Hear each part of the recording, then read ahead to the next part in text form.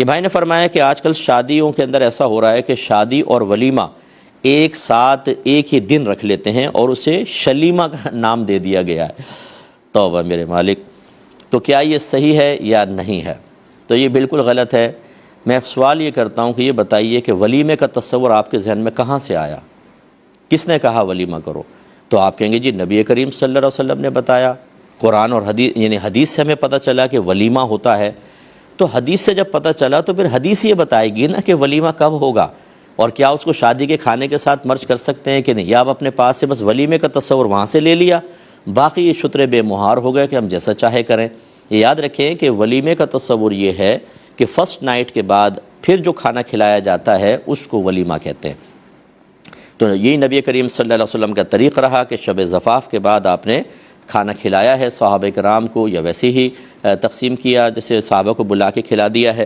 تو یہ ولیمے کا تصور ہے۔ اب اگر آپ شادی کر رہے ہیں، شادی یقینی سی بات ہے فرسٹ نائٹ سے پہلے ہی ہوتی ہے، تو اب اس کے اندر اگر آپ ساتھ ہی ولیمہ کر دیتے ہیں تو یہ ولیمے کی سنت تو پوری نہیں ہوگی، تو اس کو ولیمہ کہنا، اور اس قسم کی بدعتیں ایجاد ہرگز نہ کی جائیں۔ ولیمہ کرنا یہ سنت کریمہ ہے۔ حضرت عبد الرحمن بن عوف رضی اللہ تعالیٰ عنہ سرکار کی خدمت میں حاضر ہوئے تو جسم کپڑوں پہ زرد رنگ لگا ہوا تھا۔ سرکار نے فرمایا کہ اے عبد الرحمن یہ کیا ہے؟ عرض یا رسول اللہ میری شادی ہوئی ہے اور یہ اس وجہ سے رنگ لگا ہوا ہے۔ تو نبی کریم صلی اللہ علیہ وسلم نے ارشاد فرمایا کہ پھر آپ ولیمہ کریں چاہے ایک بکری کے ذریعے ہی کیوں نہ ہو۔ تو اس کا مطلب یہ ہوا کہ یہ تصور شریعت نے دیا ہے اور اس کا وقت بھی معین کر دیا ہے، اس کو وقت کو بدل دینے سے ولیمے کی سنت ادا نہیں ہوگی، اور جو چیز سنت کو ختم کر دے وہ بدعت ہوتی ہے۔ ایسی بدعتیں ایجاد نہ کریں، ورنہ آپ کے بچے آپ ہی کے روش پہ چلتے ہوئے آپ نے ولیمے کو شلیمہ بنا دیا، اس کے بعد وہ اس کو قیمہ کر دیں اور کیا کر دیں یہ اللہ ہی بہتر جانتا ہے، اور وہ ایک چیز پہ بچے نہیں رہیں گے، پھر وہ ہر چیز میں اپنی مرضی اور سہولت کے مطابق تبدیلیاں پیدا کریں گے، اور اسی بنا پر دین کا نقشہ بدل دیا ہے۔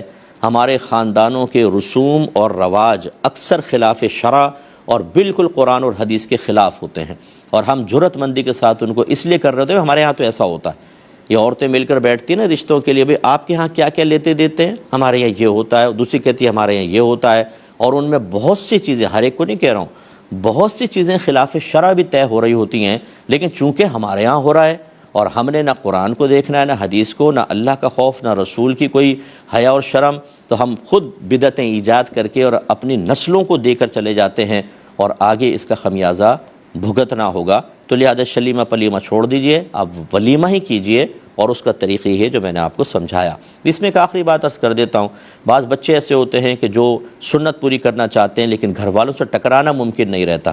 گھر والے کہتے ہیں تم خاموش رہو، ملا نہ بنو زیادہ، جو ہم کر رہے ہیں بس ٹھیک ہے، ہم جواب دیں گے آخرت میں۔ ایسے جرأت مند بھی آپ کو ملیں گے۔ ایسی صورت میں نوجوانوں سے میری گزارش ہے کہ آپ لڑائی جھگڑا نہ کریں، بولے آپ کی مرضی جو چاہے کریں۔ آپ اگلے دن صرف ایک دو دوستوں کو بلا کر کھانا کھلا دیں، نیت کر لیں کہ یہ ولیمہ ہے۔ ولیمے کے لیے باقاعدہ ہال بک کرانا، انویٹیشن دینا، کوئی بہت زیادہ بڑی مقدار میں کھانا بنانا یہ لازم نہیں ہوتا، تھوڑا سا کھانا کھلا دیں، ولیمے کی نیت سے انشاءاللہ سنت ادا ہو جائے گی۔